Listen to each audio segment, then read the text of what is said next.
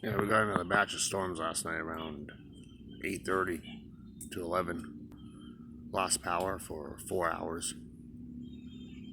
Came on around, say, midnight or 1.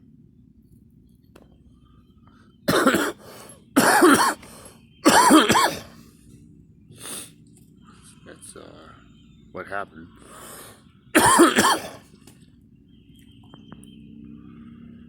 Had all hail last night too.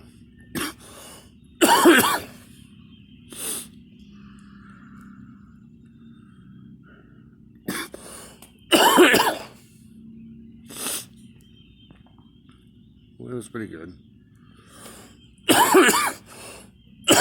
Cool out this morning. It's like